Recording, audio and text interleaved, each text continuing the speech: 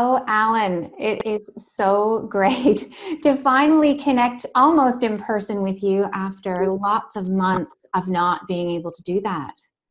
Hello, Nicole. Yes, it is. It's wonderful to eventually catch up.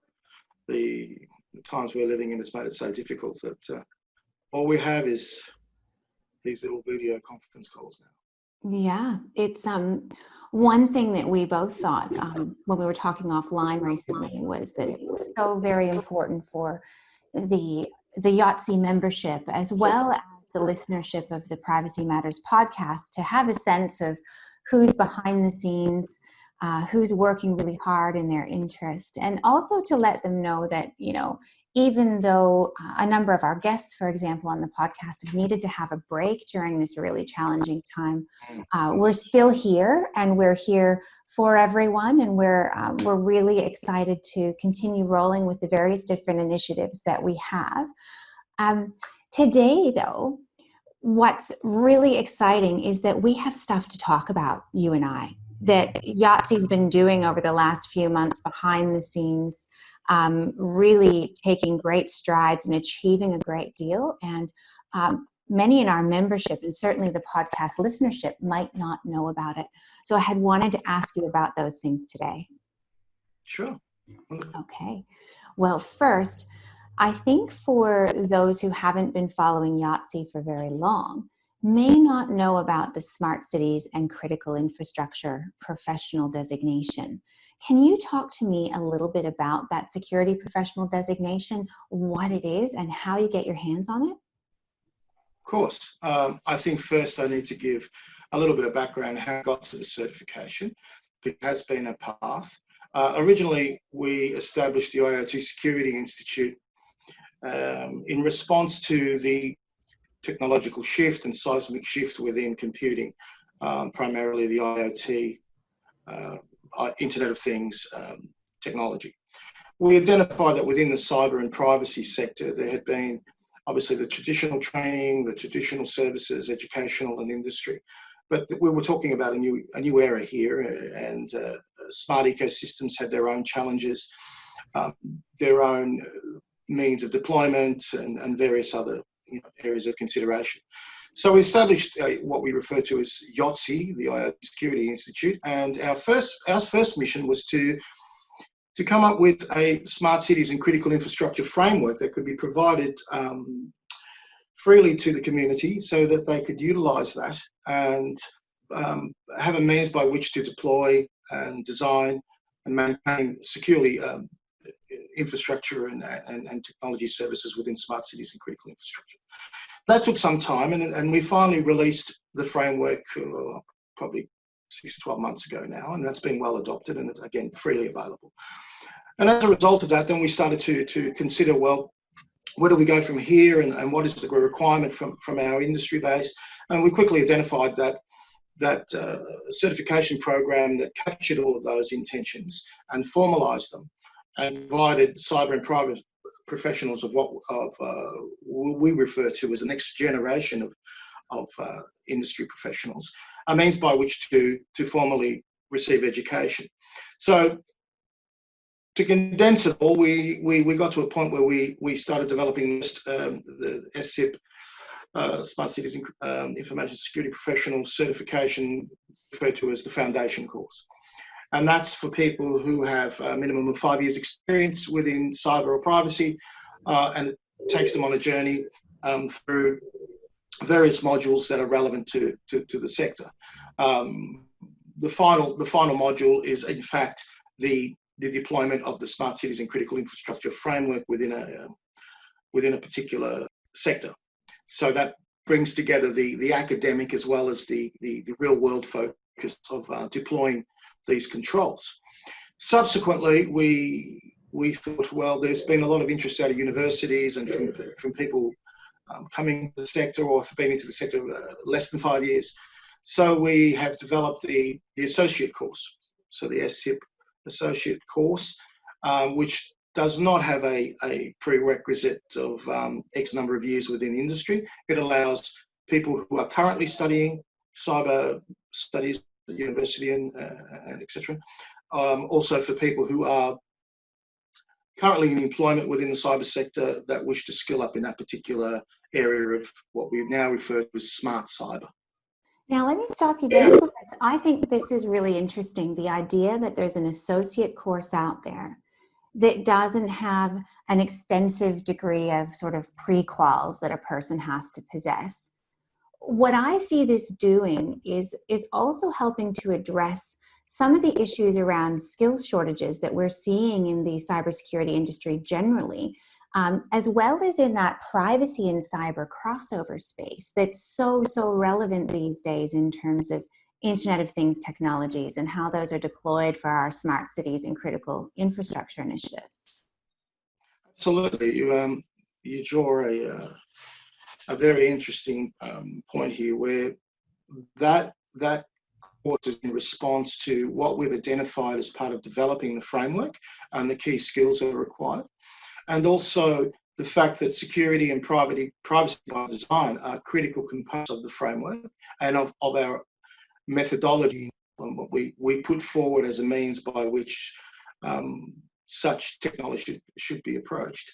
So the associate course, I agree entirely, provides two key functions. One, it provides those that are commencing a career or have initiated a career an opportunity to skill up in really effectively what is the future. And also, as you said, it allows for organisations that have got what we call, let's say, traditional security experts, an opportunity by which to skill up into this new technology and apply that technology, those roles to that technology skill set. And this is particularly apparent within government sectors when we talk in terms of smart cities, or if we're looking at critical infrastructure where we have the convergence of IT and OT technologies, which have redefined the landscape. The enablement of Industry 4, in other terms referred to the smart manufacturing, and the like. So agree entirely that it is a segue for many current well-skilled, well-trained security professionals to be able to skill up in this new area. What I think is exciting too, Alan, is the idea that this type of certification doesn't have that generic feel to it in terms of, broad application globally in this kind of, this term cyber that we hear a lot, right? It's actually quite condensed and relevant to the smart cities and critical infrastructure sectors, whereby you can take those learnings, those broad learnings you might already have, but you can really funnel your knowledge into that IoT space. You can assist local governments. You can be part of information security working groups. You can be part of boards of governance. You can work in areas of maritime security. You can work with farming and agriculture security. There are so many applications with which this kind of a course, can hold you in good stead, I would think. Oh, absolutely. The technology is being applied across all sectors. There are, of course, variations, but at the core, some of the major concerns and challenges and of course, opportunities have a common starting point.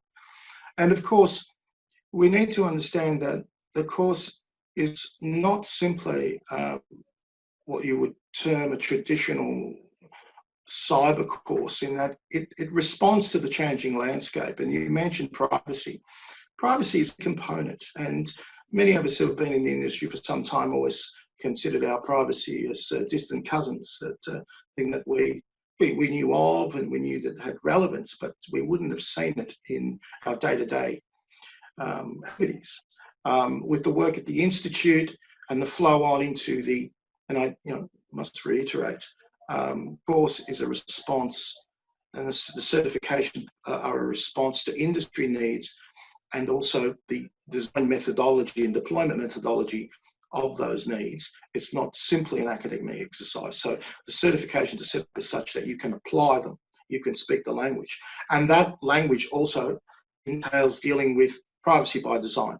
It deals with working with engineers, working with design specialists, working with experts in building maintenance and service delivery. So to your point, it is concise, it is very niche, but within that niche, it opens up interfaces to industry professionals and others that we've never come across before in our, perimeter security days or data center days. We are now at the smart city critical infrastructure convergence stage, where we don't just deal with our own. We need to understand the processes, the methodologies, and the deployment models of engineers and other critical professionals. So being a niche is not something that you look at and say, oh, well, what a small segment this is. It's, what's the significance? In fact, contrary to that, that niche is a huge landscape. You just potentially go in through a small door, but you walk into a very large room. 100% agree there. Also agree on the convergence. And I see another area of convergence, not just in terms of bringing privacy by design into the equation, but the fact that privacy and cyber professionals now are working in this complementary / crossover space, particularly in IoT, and particularly when it comes to onboarding our digital technology within whichever sector. And so I find this really exciting. I mean, as you know, I'm a very big proponent of privacy by design, in my sort of mainstream work. And I appreciate that without privacy by design thinking, cyber thinking for smart cities and critical infrastructure, it's not going to get off the ground. So there does need to be that complementary and combined approach that we've taken in this coursework. And I find it so incredibly exciting. And I hope that through this mechanism, we're able to alert many more people, cyber professionals and budding cyber professionals, to the fact that it's out there. Now, on that same note, there are some other initiatives of IoTSI that are really relevant here. And one of them is training and the ability to bring information and awareness to those organizations or government bodies that need it. Can you tell me a little bit about what IoTSI is doing in the training space? Well, if you refer to training outside of the current certification, you mean, as how we apply that? Yes. Well, we provide there's the certification programs, but then also we have the industry specialists that have taken the courses, that have utilised the information and become part of the community, who are going out and offering, as part of their certification qualifications, training services to local government, to industry, on how best to deploy the framework, because the framework is the backdrop of the real world, where they say the rubber hits the road, and the justification and understanding and skill set required to be able to do that efficiently comes through the appropriate certification and training programs. However, naturally, there are organisations that wish to bring those skill sets in from outside, and provide the training to their staff. Moreover, we found that our certified people are utilising the certification to bring that to the project and solution table. So many of them are submitting the fact that they are qualified in the area, and put that as part of their bid process to reassure the clients that they do have the specific skills for smart cities and critical infrastructure. And as an incentive, almost as a competitive edge, they're using that also to provide training services to skill up people within the organisation. And when I speak of training, there is the technical training, of course, but as you referred to earlier about privacy and about other methodologies, I refer to them as our people.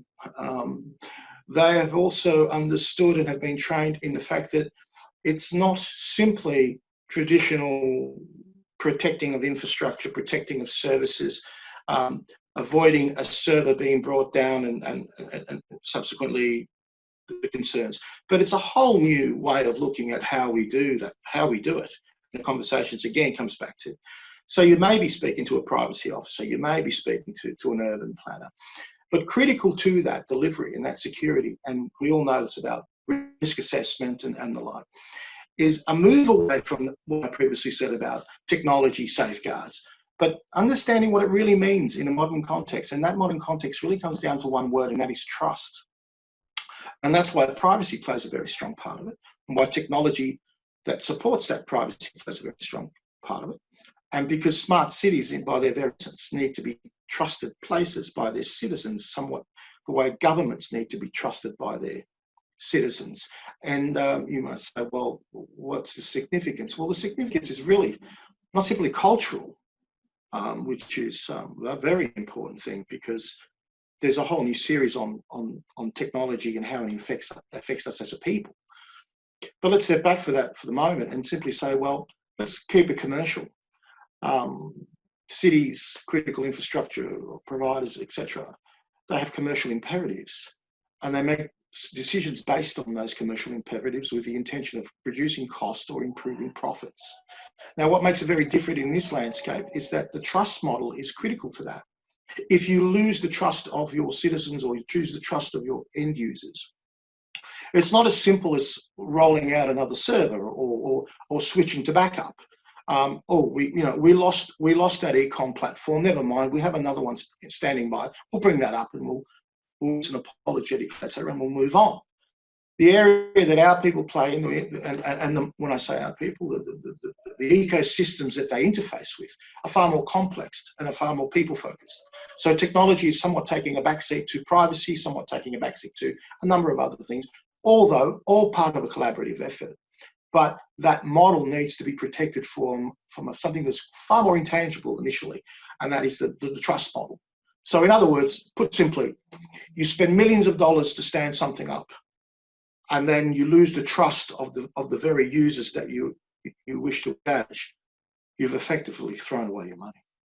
And I think, to your point, that's where our training, in-house training, non-technical training, if you will, plays a significant part in this cultural, technological, seismic shift that is IoT, that is smart technology.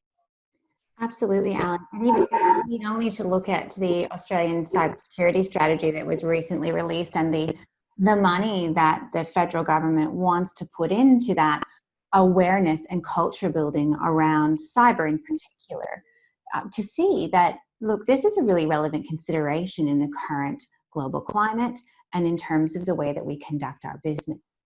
And on that, in terms of what's happening globally, I'm really interested to talk about, before we wrap up, what's happening in Latin America, because our membership there, the wonderful IoT Security Institute teams that are over in Latin America, are making huge strides, and they are working directly with our framework. And I'd like you to tell me about what that's looking like and what some of the particular initiatives are that are being driven by our colleagues there. Well, yes, indeed. We're fortunate to have some wonderful people in Latin America, Julia Urbino Pineda and Freddie Macho, a couple of people that have taken the lead out there, and they're developing the training and certification programs. They are establishing research collaboration with other associations within region. They are offering, establishing training platforms. So that's a very interesting area. And I think what's driving that is that Latin America is, with the move towards 5G in the area, there's just some significant initiatives within governments, and also because once again, IoT Industry 4 provides opportunities to nations to really take advantage and to improve their economic well-being, the economic well-being of their citizens. There's an opportunity to introduce technology that will make them competitive globally, will improve local services, and that's applicable across the world. So every organisation, in Australia alone, if we look at our backyard. IoT is perhaps the last opportunity for regional communities to take a bigger piece of the pie by improved service delivery, by the ability to apply and deliver services from remote regions. They can become competitive. And if you look at some of the smart city initiatives within Australia, you can see that at the core of their activity is to regenerate their economies, is to keep young people within region so that their cities and towns can survive. Because you lose the youth and you lose the town.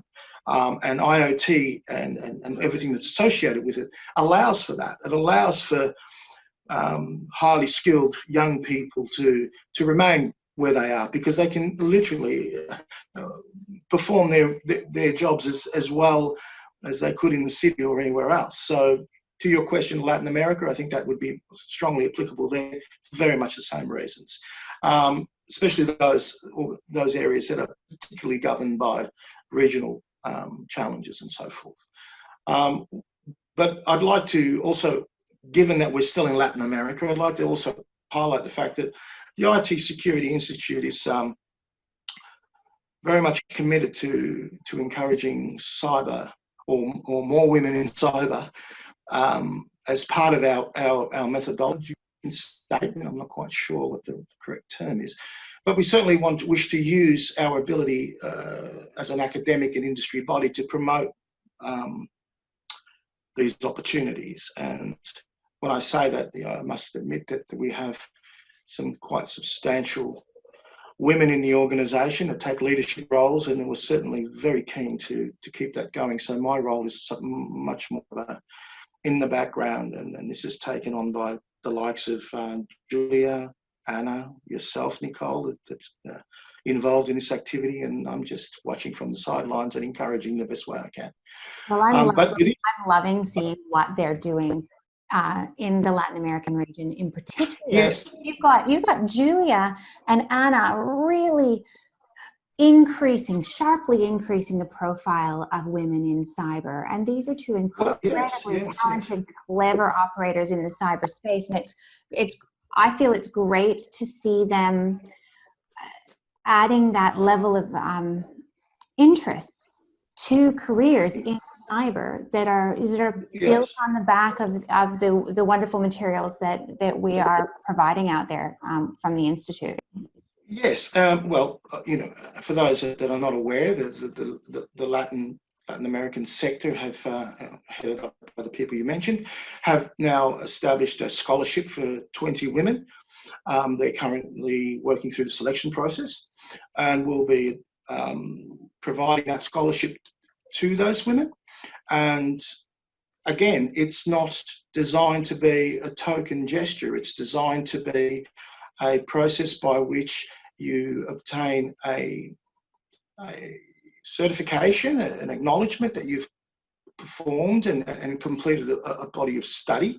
And on the other side of that, we encourage organisations to then work with us and pick up where we leave off and provide those young women, or women don't necessarily have to be young, the opportunity to potentially take on internships. So by working together, we go from what we do best to what they do best, and that ultimately benefits the women. Because there is certainly, simply online, there's a great deal of activity these days around cyber women initiatives and awards and so forth. And I think they're very important, but those awards, as you and I have discussed, are often given to women who have already established themselves within the industry, and the intention there is to utilise their presence and their experience to encourage other women and to encourage other organisations to step forward.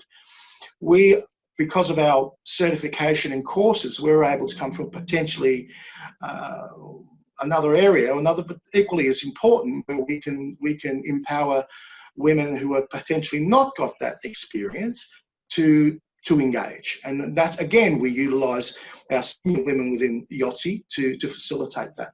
But finally, on that point, we also understand that certification can be expensive. And there are women in certain parts of the world that particularly through cultural reasons or financial reasons or whatever that may be, don't have the opportunity.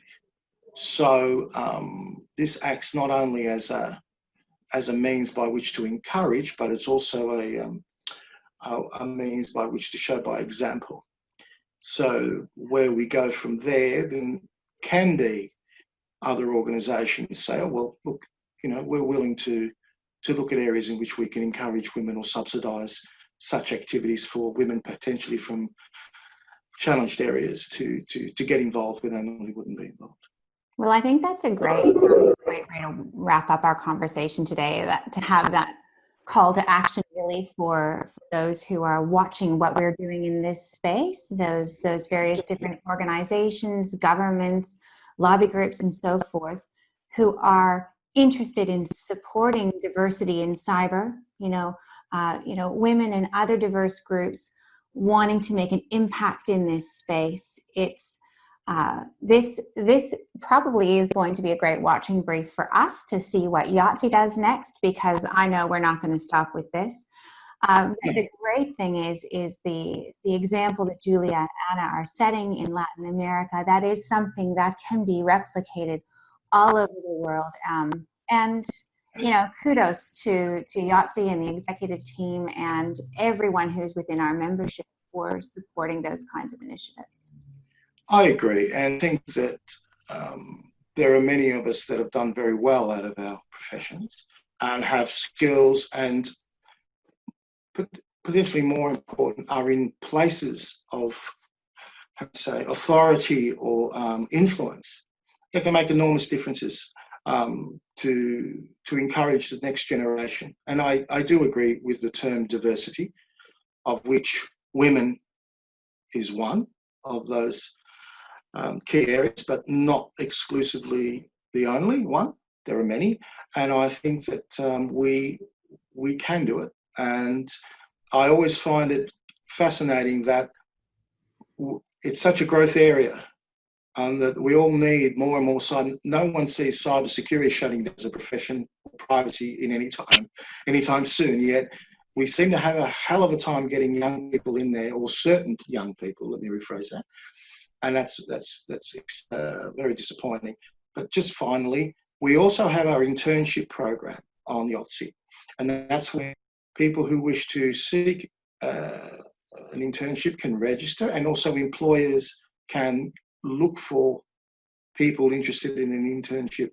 So it's somewhat of a little platform there that they can exchange and update. So that's another area that we are certainly developing. But again, I would like to take this opportunity to reach out to those people who are in positions that could potentially work with IoTSI to reach out. I think we can work things out. Absolutely, Alan. Well, look, I won't take any more of your valuable time. I know you have to get back. Very enjoyable.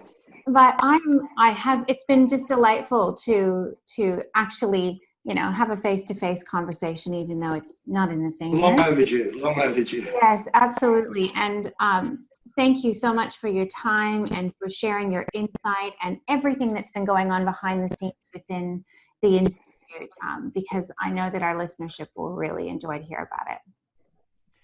Thank you very much, Nicole. And I look forward to when you get back to your regular format and start with the special guests. I understand you've got some very interesting people scheduled coming up. A number of them. Wonderful. I'm sure we all look forward to it. And thanks again for your time. I greatly appreciate it.